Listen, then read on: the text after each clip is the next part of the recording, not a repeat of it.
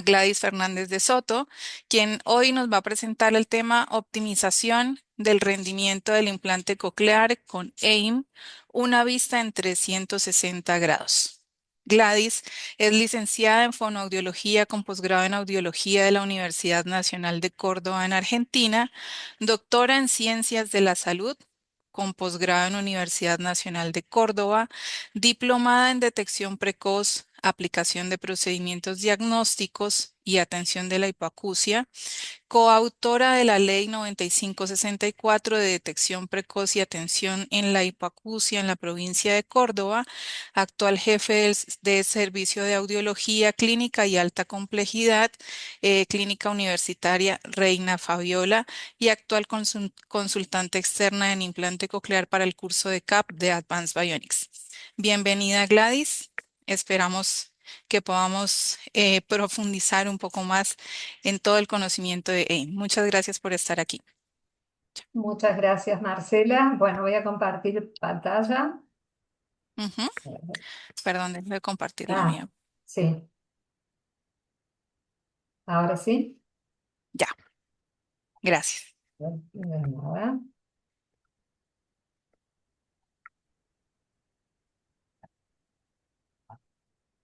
Ahí estamos, ahí se ve. Ya, Sí, solo bien. falta verla en pantalla completa, ya está. Sí, ahí está, Ujú, bien. sí. Bueno, muchísimas gracias, Marcela. La verdad que, bueno, un placer haber sido invitada para dar este AVE Pro. Creo que estas experiencias no solamente son ricas para quien lo recibe, sino también para quien lo damos, porque es un intercambio, ¿no? De experiencias y poder sacarle el mayor provecho a las herramientas que nos ofrecen Advanced Bionic en este momento, sobre todo para hablar de ley que Ujú, relativamente es bastante nuevo para nosotros los audiólogos. ¿Y por qué es tan importante? ¿Por qué creo que es tan importante? Hoy los criterios de implantación han cambiado rotundamente y se han ampliado. Se han ampliado en respuesta a qué? A que ha habido notables resultados en niños con implante coclear desde muy pequeños, con hipoacusias neurosensoriales profundas y no tan profundas, en neuropatías auditivas y también en adultos mayores. No solamente por los avances de la tecnología quirúrgica, sino también por las estrategias de codificación y por la guía de electrodos. Y hoy en día cada vez se considera muchos más pacientes con audición residual, sobre todo en frecuencias bajas, como candidatos a implante coclear. Y por eso es tan importante el seguimiento de estos restos residuales, no solamente de una manera objetiva, como también clínica en los pacientes que ya están implantados. Entonces, bueno, vamos a tratar de transmitirles esta experiencia que hemos obtenido en estos 360 grados de los que planteamos. Cuando hablamos de 360 grados o planteo de esta manera, hablo de un trabajo compartido, de un aprendizaje que debe ser colaborativo en una continua interacción que vamos creando entre vínculos del otólogo, la audióloga y la rehabilitadora.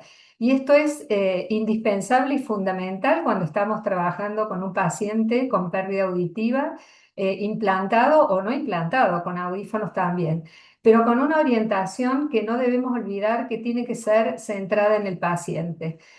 Hoy en día el valor central de la medicina actual es la atención centrada en la familia, en el paciente y la familia. Y creo que esto tiene que ver con la demanda de la sociedad, con los cambios de paradigma, que hoy el enfoque es biopsicosocial, con la atención centrada en el paciente, digamos, en el medio de esta organización, y los deseos de la familia también de participar. Por eso es tan importante que nosotros como misión conservemos estos valores de aprendizaje colaborativo para poder darle al paciente y a su familia un bienestar no solo físico, sino también emocional, con respeto y valoración de las creencias que puede tener cada una de esas familias, que son únicos e individuales, para incluirlos en la toma de decisiones siempre con un entorno cuidado y con una información que sea unificada y transparente. Y esto es sumamente importante porque sabemos que dar un diagnóstico de pérdida auditiva, sobre todo cuando es un niño muy pequeño, es un impacto para la familia. Y sobre todo van a surgir muchísimas dudas y muchísimas preguntas que harán tanto al médico como a la audióloga y como a la rehabilitadora, y tenemos que estar preparados para dar esta información unificada.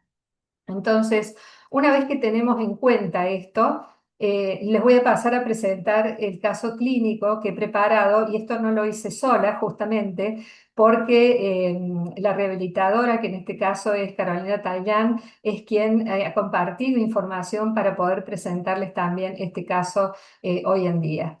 Este caso clínico, ¿por qué digo que es tan importante? No solamente la herramienta AIM, sino todas las herramientas que nos ofrece Advanced Bionic. ¿Por qué? Porque en este caso hemos armado un equipo virtual porque cada uno estamos en diferentes localidades.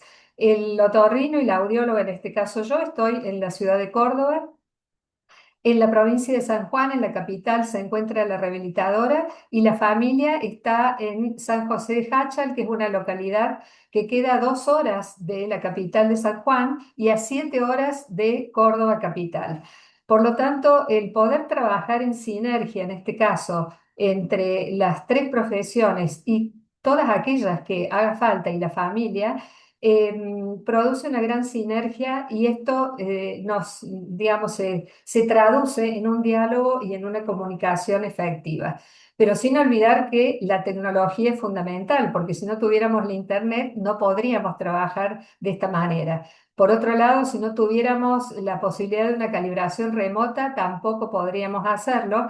Y en este caso, más allá de todas estas herramientas y todos los recursos que también hay para la parte de rehabilitación, vamos a hablar de la herramienta que nos convoca hoy, que es el AIM.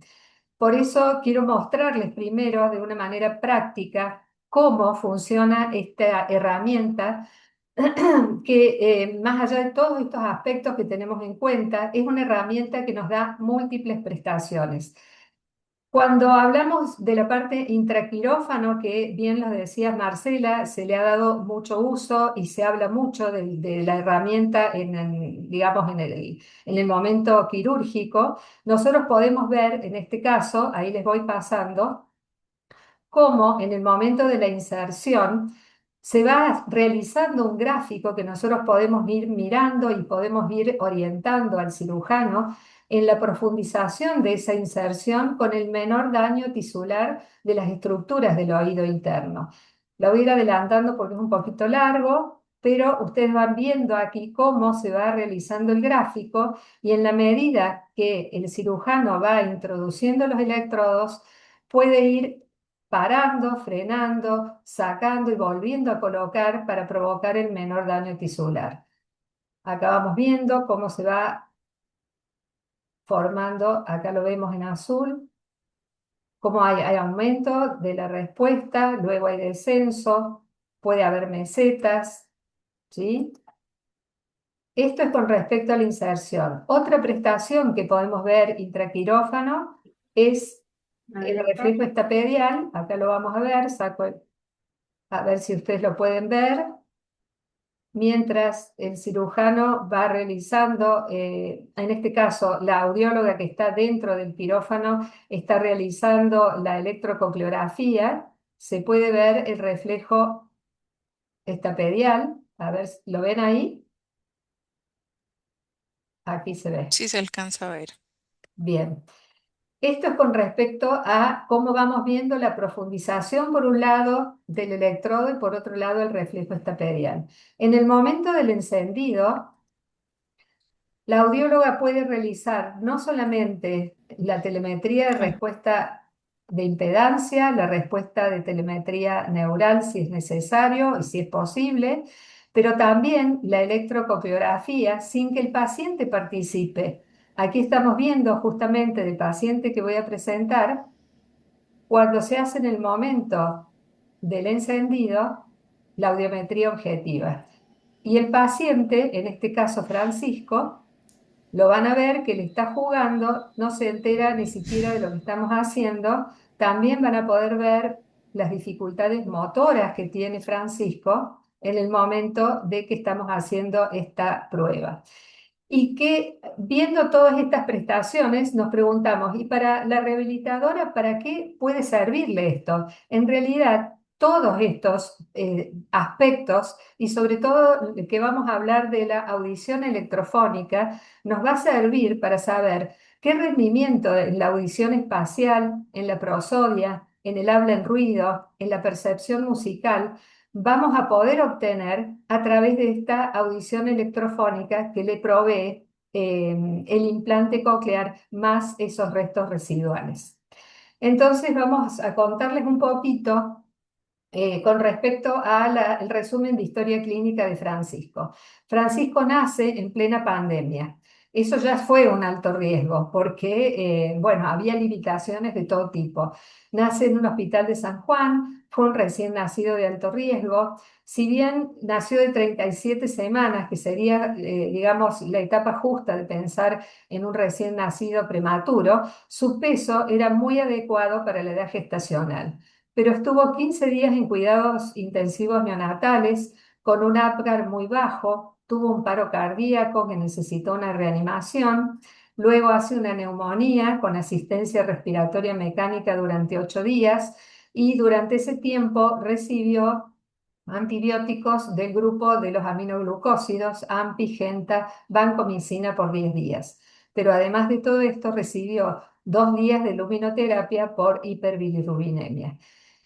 En el momento del alta neonatal se hace la primera automisión no pasa, si bien aquí vemos oído izquierdo directamente sobrelapados ambos el piso de ruido con los productos de distorsión, en el oído derecho hay un rango dinámico estrecho pero negativo, entonces se considera que no pasa.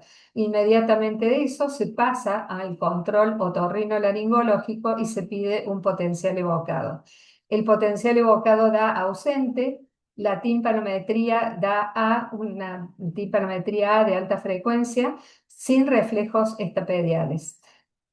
Las referencias de la mamá al momento que nosotros recibimos el paciente, lo puse literal porque es tal cual lo que la mamá nos explicó, ¿no? Dice que desde Francisco nace en el 2020, que tuvo 22, o sea, hasta que tuvo 22 meses estuvieron realizando estudios audiológicos. Y hasta ese momento no se había tomado ninguna decisión y recién ahí se habla de una hipoacusia neurosensorial moderada severa. Y dice la mamá, mientras tanto, acudí a estimulación temprana por encefalopatía no específica con kinesióloga y fonoaudióloga porque sabían que algo venía mal. En realidad no había un diagnóstico específico. Nos podemos preguntar, ¿hubo detección precoz? Sí, la hubo una detección precoz, pero después tuvimos 2 años esperando un diagnóstico específico en Francisco. A fines del 2022 nosotros recibimos a Francisco, la consulta otorrinolaringológica fue con 22 meses de edad, se realizó una evaluación audiológica con un crosscheck, realizando todos los estudios subjetivos clínicos y los electrofisiológicos, y un enfoque terapéutico con nuestras rehabilitadoras en SEAL. Se logró un diagnóstico audiológico de hipoacusia neurosensorial severa bilateral y un diagnóstico etiológico de desorden del espectro de la neuropatía auditiva. Nosotros sabemos que tuvo una asociación de factores de riesgo y sobre todo porque había una hiperbilirrubinemia, si bien en la bibliografía actual sabemos que no solamente pueden hacer un desorden de la neuropatía auditiva con un exsanguíneo transfusión, sino también muchos casos es por asociación de factores más la hiperbilirrubinemia solo con luminoterapia, fue decisiva en las microfónicas cocleares. A partir de allí se decidió colocar audífonos y un monitoreo tanto médico, audiológico y digamos los progresos que podía tener en rehabilitación cada 3 meses. ¿Por qué se tomó esta decisión? Y el tratamiento iba a seguir en su lugar de origen, bueno, por una cuestión de viabilidad y de trazabilidad de posibilidad de los padres. Pensemos que Francisco, además de la hipoacusia, presenta una encefalopatía no específica, con un retraso motor, con una hipotonía generalizada y donde tuvo tratamiento kinésico y terapia ocupacional y fonoaudióloga desde su nacimiento. Las referencias de la mamá fue que a partir de finales del año 2022, con el diagnóstico ya de desorden de la neuropatía auditiva, nuestras rehabilitadoras le indican estimulación específica y seguimiento durante el año 2023 con este monitoreo que habíamos planteado.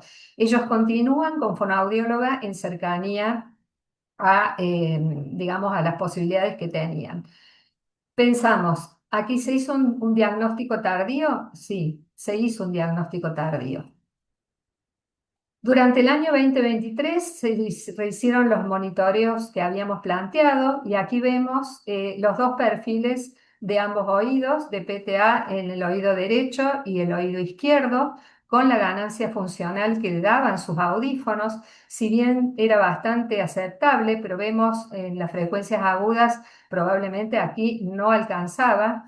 Y tenemos aquí 10 meses de uso de audífono y rehabilitación con un escaso rendimiento y una meseta en discriminación de habla.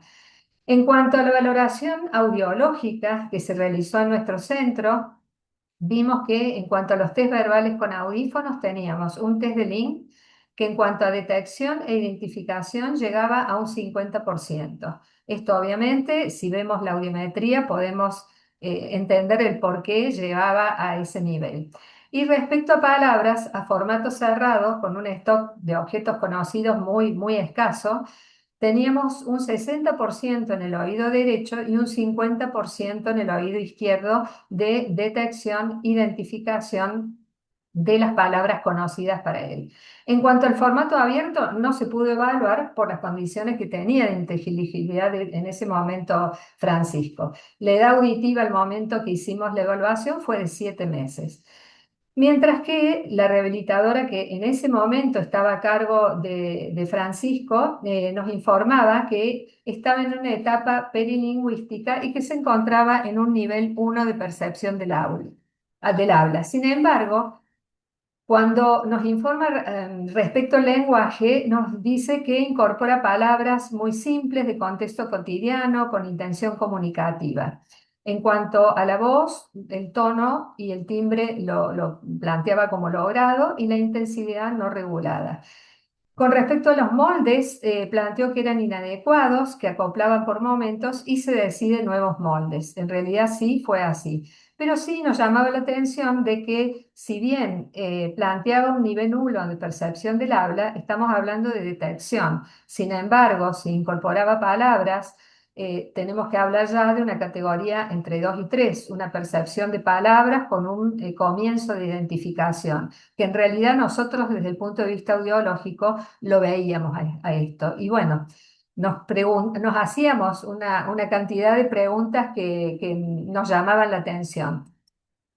Entonces, la pregunta es la siguiente. ¿Cambiábamos los moldes y aguardábamos 6 meses de nuevos resultados? ¿O se ponían audífonos más potentes en este caso porque no alcanzaba las frecuencias agudas? Pensábamos en un implante unilateral y en este caso, ¿qué oído elegiríamos? ¿El derecho que tenía mayor identificación de palabras o el izquierdo? ¿Íbamos directamente a un implante bilateral simultáneo? ¿Un implante secuencial? ¿O manteníamos una estimulación bimodal? A ver, ¿qué opinan ustedes? Ya Sigrid puso la encuesta para que ustedes puedan elegir la opción que mejor crean. ¿Qué harían en este caso? Si alguno no alcanza a ver la encuesta reflejada en la pantalla, puede también anotar su respuesta en el chat.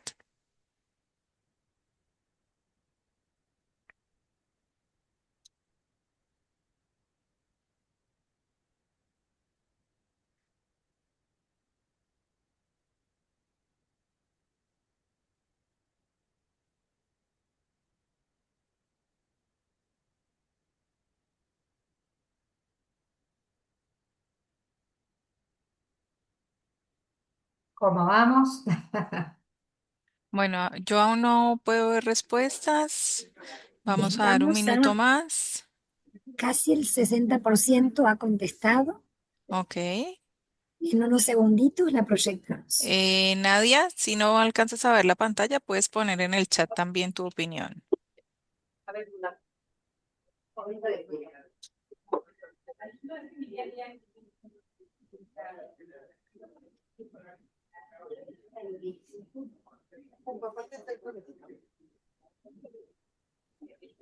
Sigrid, tenemos respuestas ya. Gladys, ¿tú las puedes ver? sí, sí, Vamos, las estoy tenemos viendo.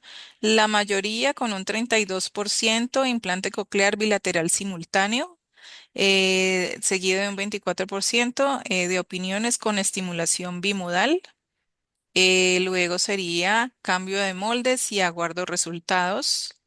También opina el 11% un implante coclear secuencial y de igual manera 8 y 8% en audífonos más potentes e implante coclear unilateral.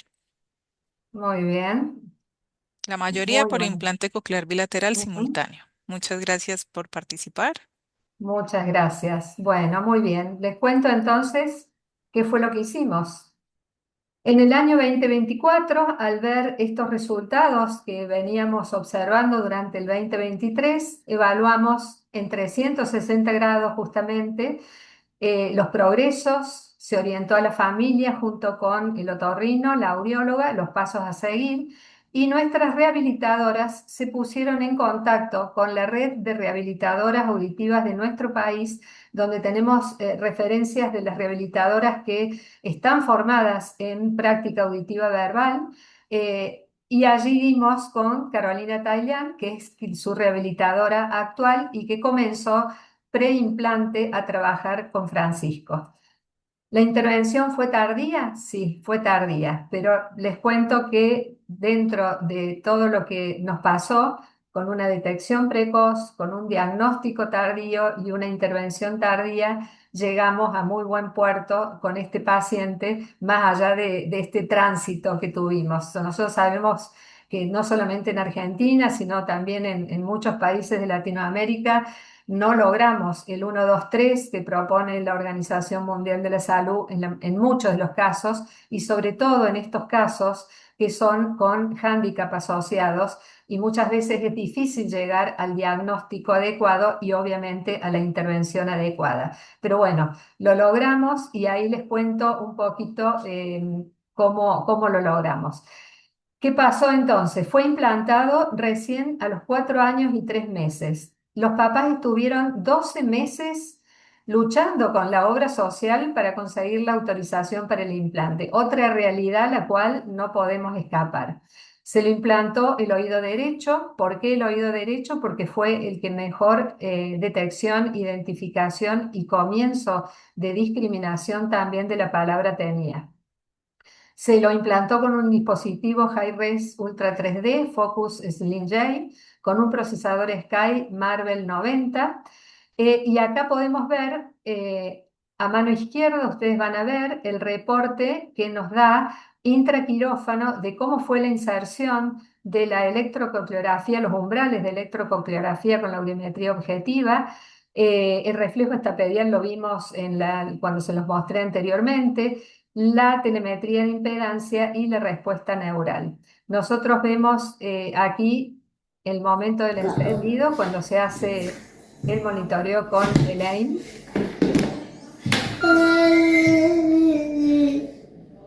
Ahí Francisco está jugando, ya lo van a ver, con su distracción motora Ahí está. y él ni se entera de lo que estamos haciendo. Aquí vemos los perfiles prequirófano, o sea, esto fue previo a la cirugía. A mano derecha vemos post cirugía, la audiometría subjetiva, y lo van a ver aquí en verde el perfil de la audiometría objetiva sobre la audiometría subjetiva.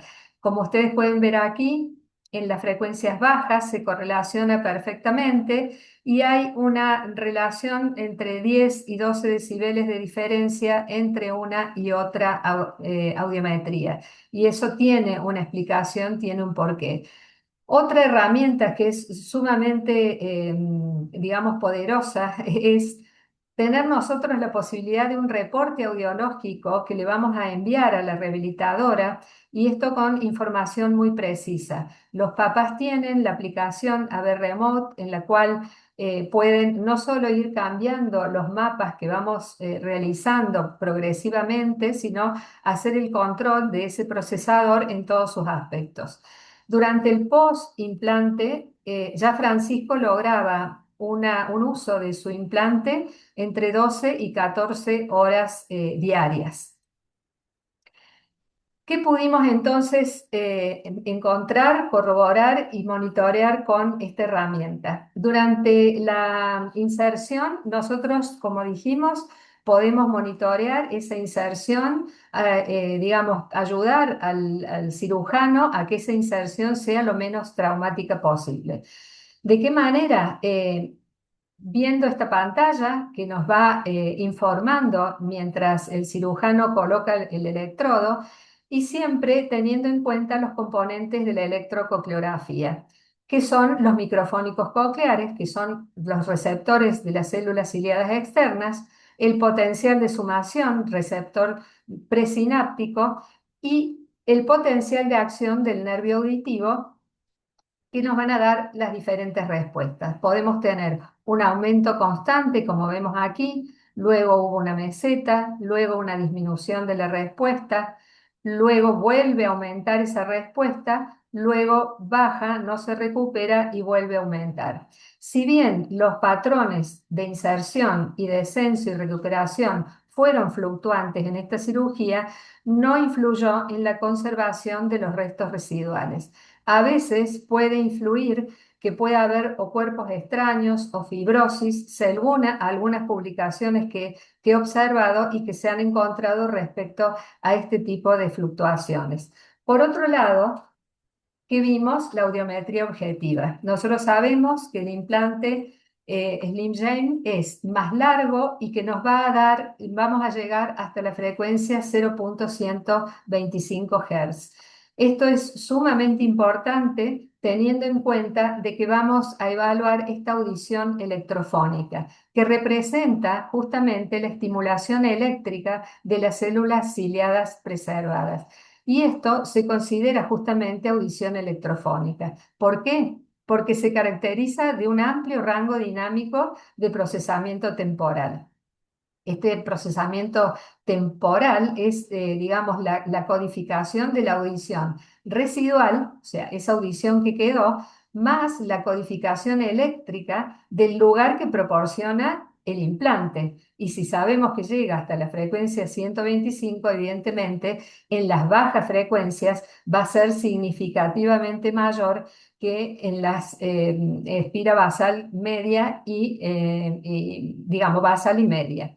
Y por otro lado, este amplio rango dinámico que nos provoca la audición electrofónica nos va a dar umbrales eléctricos mucho más bajos con respecto al procesamiento temporal.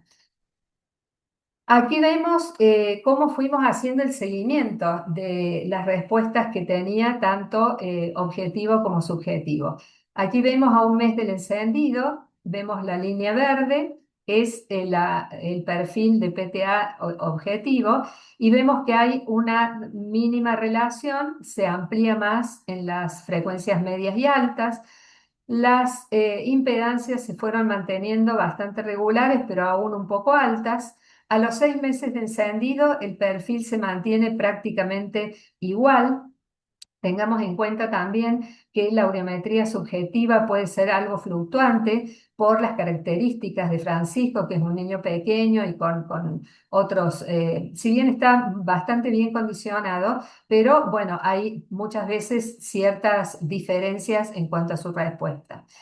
Con respecto a los 9 meses, ya encontramos un perfil más plano de la PTA objetiva con respecto a la subjetiva. Y a los 18 meses, que fue la última vez que hicimos el seguimiento, tenemos prácticamente el mismo perfil con un rango un poquito mayor en digamos, de diferencia en las frecuencias agudas. Sin embargo, las impedancias fueron descendiendo siempre regularmente y con un perfil bastante regular. Con respecto al comportamiento tanto de las impedancias como los mapas, aquí vemos las impedancias que bajaron sustancialmente. Este fue la última medición y vemos que están muy parejas. Y en cuanto al mapa, justamente por la audición electrofónica, permitió lograr mapas significativamente diferentes. Vemos que son con audición eléctrica más bajo, con nivel volumen más cómodo, umbral potencial de un potencial compuesto eléctrico más bajo y muchas veces más bajo que los niños con lesión coclear sin audición residual. Y esto lo vemos con características muy precisas y muy diferentes. Y esta es la otra herramienta muy valiosa, que es la que nos provee la rehabilitadora, con información muy precisa para nosotros hacer los cambios necesarios en los mapas que nosotros realizamos. Así que el reporte terapéutico es sumamente fundamental y nos va a dar todos los elementos para que nosotros como audiólogos podamos mejorar esa comprensión en silencio, en ruido, la percepción del tono, la calidad de la música y todo eso lo vamos viendo con este intercambio de información con la rehabilitadora.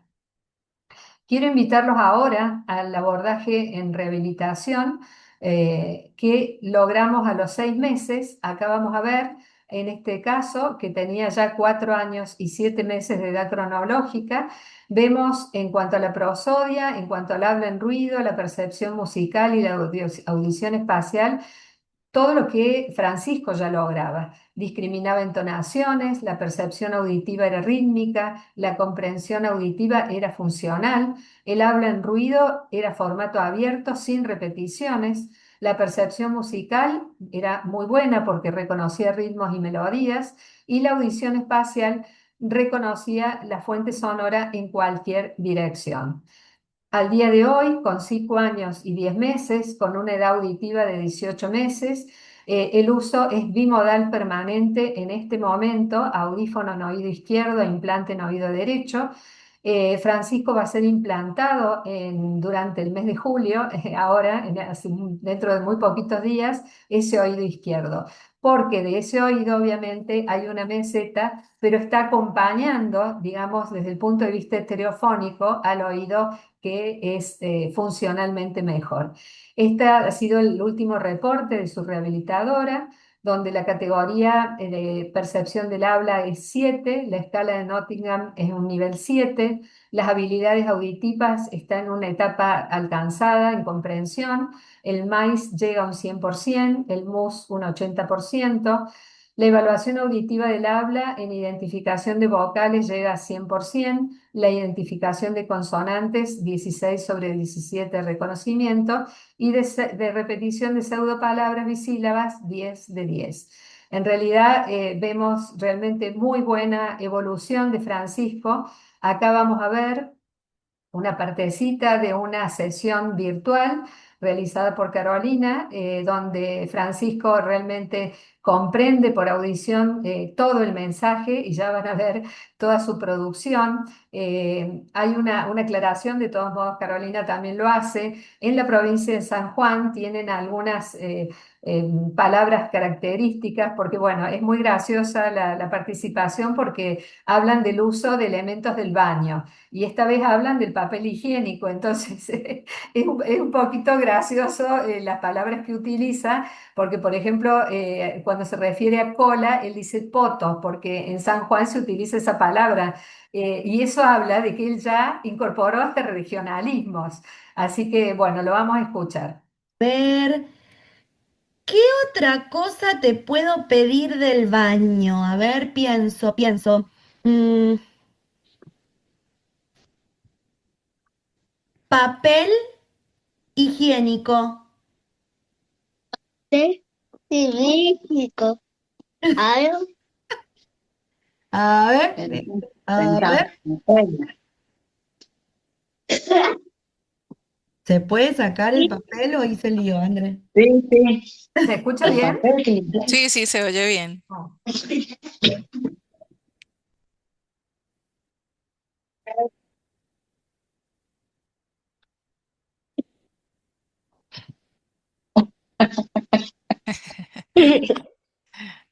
¡Ay, qué bien ese rollo!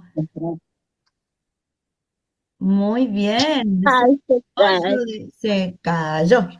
Un rollo de papel. Muy bien.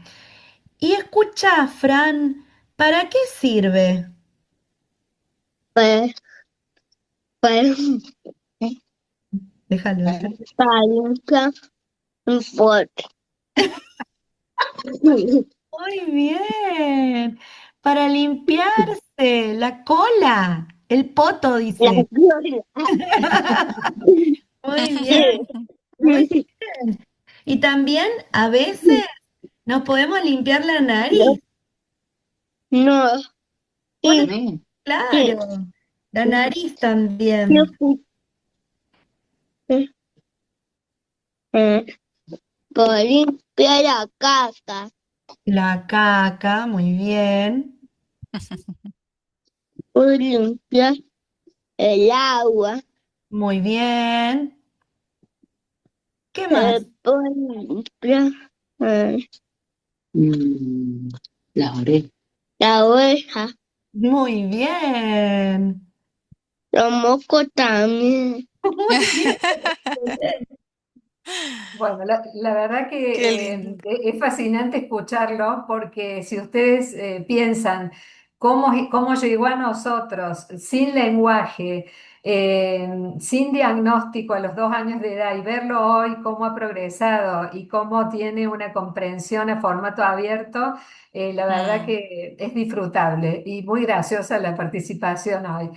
muy Así que bien. bueno, un poco para resumir todo esto que hemos estado hablando, hablar de la optimización del rendimiento de esta herramienta, o sea, con este sistema nos permite no solamente la retroalimentación de la inserción de los electrodos en un tiempo real, monitorear esta interacción de los electrodos, no solo con las estructuras, sino también con la función de la cóclea.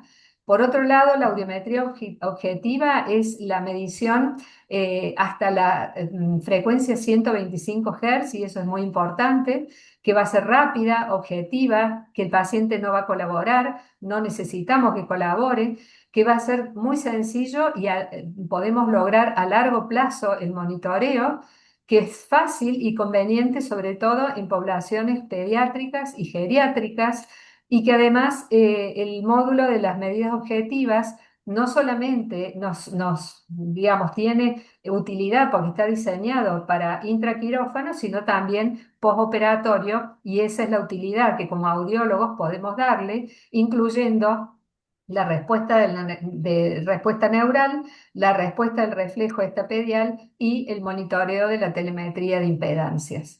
Ujú. Entonces, esta es la pregunta que les dejo. ¿Qué prueba de ley ustedes usarían para mantener vigilado el caso? Podemos, Sigrid, colocarla en pantalla. Aquí ya la pueden ver, las opciones. ¿Qué prueba de M escogería para vigilar este caso? La ECOG, audiometría objetiva, reflejo estapedial, telemetría de impedancias o telemetría de respuesta neural.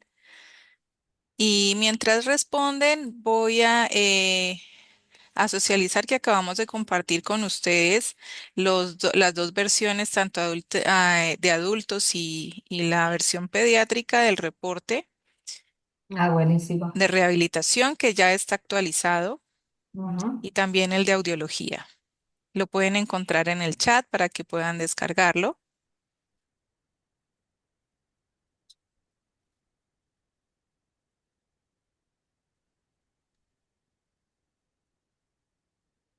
Bueno, tiene múltiples opciones de uso, así que, Sí, a ver. pueden ser varias opciones.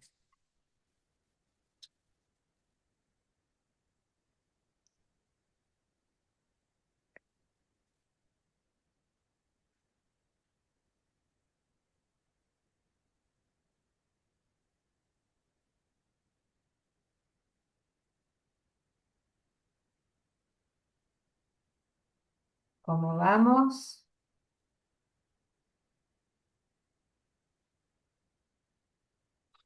Bueno, aquí tenemos Bien. las respuestas. En la gran mayoría, 67% con audiometría objetiva. Le sigue con un 14% telemetría de impedancias, un 11% para reflejo estapedial y un ocho por Ujú. ciento para la telemetría de respuesta neural. Bueno, buenísimo, ¿Mm? gracias por Súper las bien. respuestas. En realidad creo que todas los modos y todo lo que nos ofrece la herramienta EN es válido y sobre todo en esos pacientes difíciles de evaluar. Ujú, Así que no solamente la audiometría objetiva, que es sumamente valiosa, por lo menos yo lo siento así digamos, puedo decir en la poca experiencia, tenemos hasta el momento 15 pacientes en seguimiento, de los cuales algunos son adultos, otros adultos mayores y en su mayoría niños. Y ujú, nosotros hemos visto en estos pacientes que la mayor distancia en relación en las frecuencias medias y agudas se dio justamente en este paciente con desorden de neuropatía auditiva y en el único paciente que perdió totalmente su resto auditivo fue un paciente adulto mayor y esto probablemente pueda deberse o a una fibrosis o a un deterioro de la audición residual por el paso del tiempo, obviamente por tratarse de un adulto mayor. Pero en realidad es una herramienta sumamente valiosa y útil al día de hoy, justamente por lo que hablábamos, ¿no? Del tipo ujú, de pacientes que recibimos. Entonces, como conclusión, podemos decir que este sistema nos va a permitir orientar y acompañar no solo al cirujano en la inserción, dependiendo de la técnica quirúrgica también, ¿no?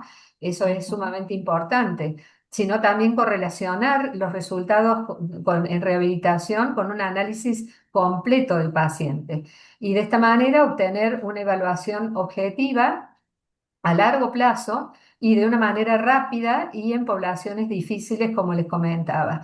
Creo que más allá de, por lo menos en mi humilde y poca experiencia hasta el momento, es una herramienta que nos va a servir a un desarrollo futuro de futuros electrodos, de técnicas de inserción que minimicen el trauma inducido por la inserción de los electrodos y lograr la preservación de la audición justamente porque cada vez los criterios llegan a pacientes con restos auditivos mejores a los que teníamos anteriormente, ¿no? Cuando hablamos de ujú. que un paciente era candidato a implante coclear con una hipoacusia profunda.